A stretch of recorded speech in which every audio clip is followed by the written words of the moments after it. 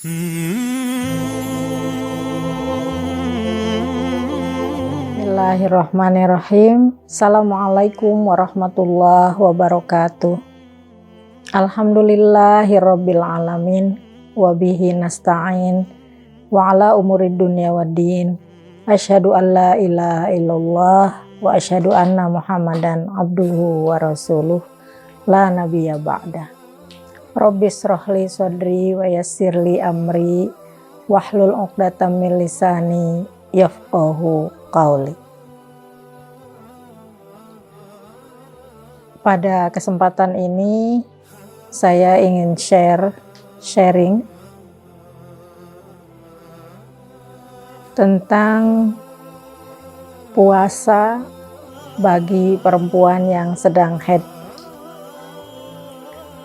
Islam mengenal sistem kehidupan manusia untuk memahami realitas kehidupannya. Bahkan juga Islam merupakan tatanan global yang diturunkan Allah sebagai rahmatan lil alamin.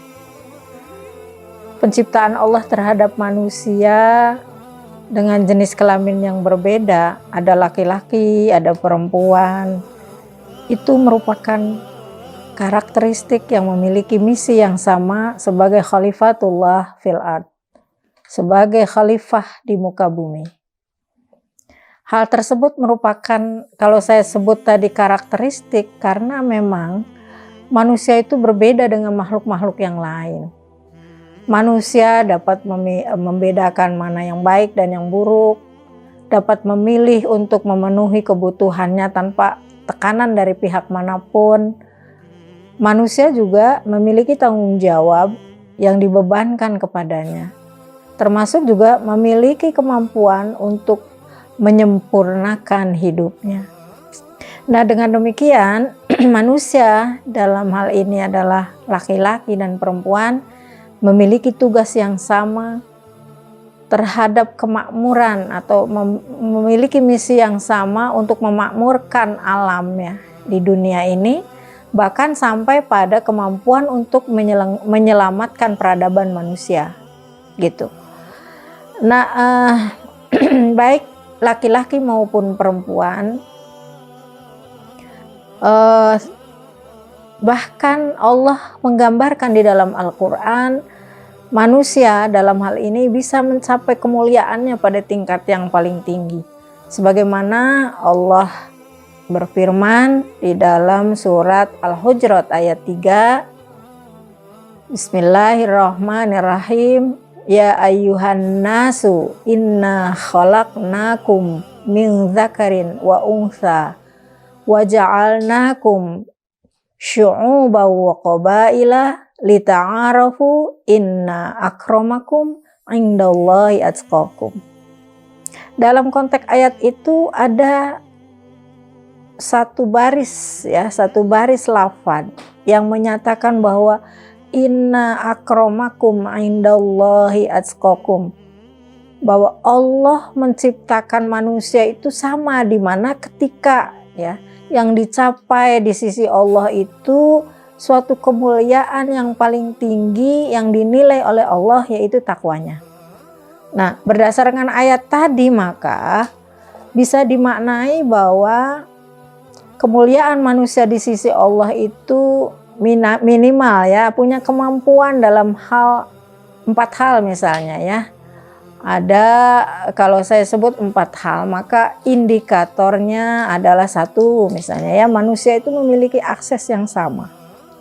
Memiliki akses untuk berbuat sesuatu di dunia ini dalam konteks di mana beraktivitas itu memiliki akses yang sama. Yang kedua misalnya akses yang sama itu bisa dalam pendidikan, dalam pekerjaan, kan begitu dalam profesi. Nah, itu yang saya maksud akses yang sama. Yang kedua, bahwa manusia itu memiliki juga kontrol yang sama. Kontrol dalam pengertian ini adalah dalam konteks ini adalah bagaimana manusia itu mengontrol kehidupannya mengontrol emosinya, baik itu laki-laki maupun perempuan, itu punya kesamaan begitu. Mengontrol emosinya untuk mencapai sesuatu yang kalau dikaitkan dengan ayat tadi, maka gitu ya, maka dengan mengontrol diri ya dalam melakukan sebuah aktivitas apapun, itu bisa jadi bahwa itu adalah akar atau salah satu indikator bahwa manusia bisa mulia di sisi Allah. Kemudian yang ketiga, indikator lainnya misalnya bahwa manusia itu memiliki partisipasi yang sama. Partisipasi misalnya ta'awanu 'alal birri wat taqwa, kan gitu. Menyampaikan kebenaran ya. Ta'awun, tolong menolong ya dalam mencapai kebaikan dan ketakwaan. Indikator berikutnya misalnya dapat memiliki atau menikmati hasil, misalnya menikmati hasil atau kita kenal dengan manfaat ya. Misalnya bahwa manusia dalam konteks ini adalah laki-laki dan perempuan itu memiliki hak untuk menerima manfaat dari suatu aktivitasnya, misalnya ya aktivitas dalam hal partisipasi terhadap pembangunan manusia misalnya, maka hasilnya itu berhak menerima manfaat dari hasil pembangunan itu atau dari hasil pekerjaannya begitu. Jadi kalau seorang perempuan misalnya beraktivitas di luar gitu ya, bahwa dia atas perempuan dalam konteks ini misalnya seorang istri dalam aktivitas di luar kemudian menghasilkan sesuatu, maka dia berhak menerima manfaat dari pekerjaannya tersebut gitu, tanpa tanpa ada tekanan pihak manapun. Seharusnya begitu bahwa karena aktivitas itu adalah bagian dari bagaimana manusia menikmati atau tadi saya sebut dengan hasil dari akses yang dia miliki, maka manusia tersebut berhak menerima manfaat dari apa yang dilakukannya. Nah, keempat indikator tersebut itu bagian dari, saya sebut tadi, bagian dari tugas manusia untuk mencapai kemuliaan di sisi Allah Subhanahu wa Ta'ala sebagai manusia yang tadi dibebani khalifah fil ard, sebagai pemimpin di muka bumi. Dari konteks yang saya sampaikan tadi tentunya gitu ya, bahwa pada dasarnya manusia baik laki-laki maupun perempuan mempunyai tugas yang sama, kewajiban yang sama gitu, punya hak yang sama gitu kan. Akan tetapi ada hal yang memang berbeda ya dari aspek biologis, misalnya apa yang dimiliki oleh perempuan gitu ya, atau Allah berikan kepada perempuan tidak dimiliki juga oleh laki-laki atau sebaliknya. Saya sebut aja secara biologis ya, bahwa perempuan itu diberi rahim kan, memiliki rahim yang Allah ciptakan sebagai kemuliaannya, pembeda kemuliaan perempuan dalam hal ini rahim tadi. Nah, di dalam rahim itu kan berproses ya, suatu saat bahwa ada siklus di mana rahim itu kalau tidak dibuahi sel telurnya maka menjadi darah, dan darah itu harus dikeluarkan begitu kan. Nah, darah ini yang kemudian disebut dengan darah haid. Ya, haid itu maksudnya di sini adza ya, di dalam Al-Qur'an konteksnya adalah adza. Adza itu penyakit gitu. Jadi sel telur kalau tidak dibuahi kemudian membusuk, kalau tidak keluar itu akan menjadi sakit ya. Makanya kan dikenal dengan adza tadi, kotor atau sakit. Nah, dalam konteks biologis ini berpengaruh ya, berpengaruh terhadap gitu ibadah perempuan dan laki-laki itu menjadi berbeda. Perempuan ya ketika sholat, ketika puasa, ketika tawaf atau membaca Al-Quran, walaupun dalam konteks membaca Al-Quran ketika haid itu terjadi khilafiyah ya, tapi kan ada yang berpendapat tidak boleh membaca Al-Quran ketika sedang haid, membaca ya maksudnya. Nah, itu yang menjadi pembeda gitu, atau dikenal dalam hukum Islam sebagai rukhsah. Jadi perempuan yang sedang haid itu diberi keringanan, ya, diberi keringanan berupa ibadah-ibadah yang biasanya dilakukan ketika tidak haid menjadi tidak dilakukan karena sebab dia sedang haid, ya gitu. Logisnya beginilah, karena itu sebagai rukhsah gitu ya, sebagai rukhsah, maka keringanan tersebut merupakan kehormatan sebenarnya, kemuliaan yang Allah berikan kepada perempuan itu gitu. Bayangkan kalau tidak dilarang, karena haid itu ya, kalau disebut sakit haid itu bisa menimbulkan dua hal ya, sakit secara fisik kan, kalau lagi haid kemudian sholat misalnya sakit dia, sholatnya tidak akan menjadi bagus gitu, tidak akan menjadi baik. Begitu juga ibadah yang lainnya. Karena apa? Karena merasakan yang sangat sakit itu, orang haid itu sakit begitu. Bahkan sebelum keluar aja sudah sakit, apalagi sudah keluar. Kedua, misalnya sedang sholat, kemudian ada darah haid yang keluar, secara emosional juga itu ya. Kalau ada darah haid yang keluar menimbulkan sesuatu yang tidak tenang gitu. Bagaimana ibadahnya akan menjadi khusyuk, akan menjadi tenang kalau kondisi ini kondisi haid tadi ya saya sebut berpengaruh terhadap perilaku orang yang sholat gitu ya, perempuan yang sedang sholat, yang menimbulkan efek ketidaksempurnaan ibadah tersebut. Begitu juga dalam puasa ya, atau dalam ketika tawaf, ketika membaca Al-Quran. Saya katakan walaupun ya ini berbeda pendapat ya tentang membaca Al-Quran ketika sedang haid. Ada sebagian yang mengatakan, yang rajih malah mengatakan dibolehkan begitu. Atau sebagian lagi mengatakan tidak boleh, kecuali bacaan-bacaan atau doa-doa yang terambil dari Al-Quran. Beda dengan membaca Al-Quran, kata pendapat yang mengatakan tidak boleh begitu.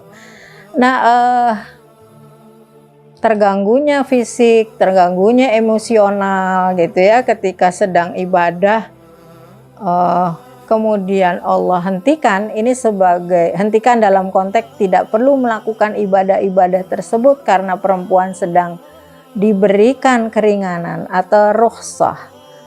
Nah, konteks ini bisa dimaknai bahwa ketika dalam kondisi seperti ini, maka ibadahnya tetap dinilai oleh Allah, tetap dicatat pahalanya oleh Allah Subhanahu wa Ta'ala, sebagaimana ketika dia melakukan ibadah dalam kondisi tidak haid. Nah gitu.